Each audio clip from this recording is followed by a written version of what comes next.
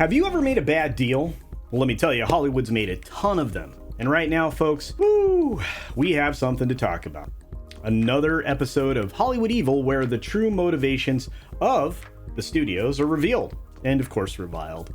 It's definitely going to be hyperbolic for sure, but it's not wrong. Today, we're going to dive into the enigma of force majeure. Amazing! This is good news! Force majeure! A term that's been making the rounds a bit lately, bandied about. And we will try to navigate this subject of Hollywood creators and the latest predicament that they find themselves in versus the studios who thinks they've discovered a new boon. Anyway, here we go. So here we are, right now, with creators, writers, directors, and even producers all suspended from their commitments due to the ongoing 100+ day strike. I'm sure you've heard of that. And then under the pretext of something called force majeure, it could all be snatched away from them entirely.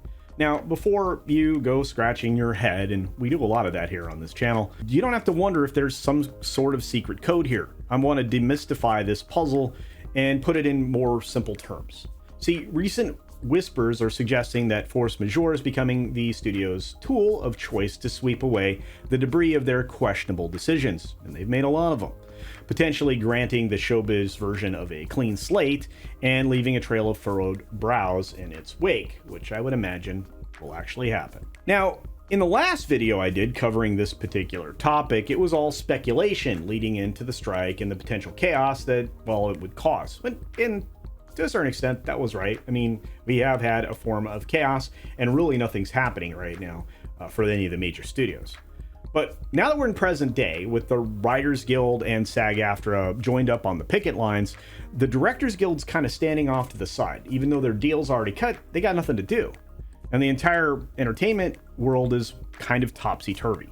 The chaos is actually real at the moment, and we're diving headfirst into the realm of the realities and practicalities of it all, but we still have this term that needs to be explained. So let's talk the big one here, force majeure.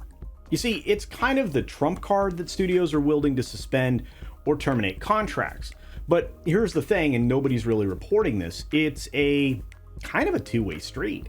Most people can't or aren't aware of this, and in most cases, it seems several parties can actually pull the ripcord on any of these projects. In probably the simplest terms, and again, I always go for those, the suspension or termination must be a collective affair. So it's like all in or all out.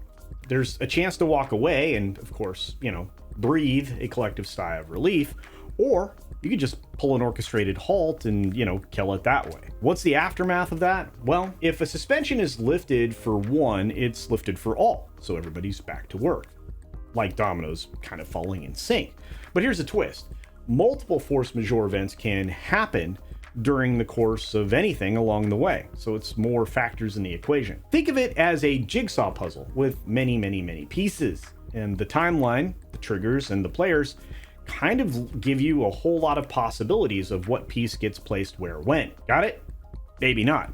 So let's dive into the heart of the matter here. You see, Hollywood is no stranger to labor disputes. We talked about that going into this strike in the first place. And this time, of course, the studios are wielding the force majeure card. They can halt production, negotiations can stall, and the talent involved in all of this just has to hold their breath. It's kind of like a Texas Hold'em poker game of sorts. The question is, will the studios fold, or will the talent actually call their bluff? Because that's another play. Force majeure actually emerges as a tactical move in this case, a pretext to jettison unfruitful deals and untenable projects. It's akin to cleaning out the attic of unwanted memories, or for some, maybe an unwanted mother-in-law. I'm just kidding. Not a joke. That was not even a joke. Of course, force majeure isn't just about suspensions. It's about the collateral whirlwind that sweeps across the entire industry in a way that, well, nobody can predict. In the midst of the strike, force majeure locks down productions and promotional activities that depend on guild talents, which we've seen a lot of, from Haunted Mansion to the recent Blue Beetle film. It's more of a freeze frame moment with its own set of tactics and politics. It's also a function of contract agreements that the talents have already signed up for, at least in most cases. And moreover, the aftermath of force majeure can be as chaotic as the event itself, because the guilds yearn to return to the negotiation table, which has been happening the last few days and then it was called off because of rain. believe it or not. Meanwhile, studios bide their time waiting for funds to deplete and for everybody's patience to wear thin because they feel like they have the trump card. Release dates shuffle like a deck of cards all the time, and the game stalls while everybody starts to slow play their hands.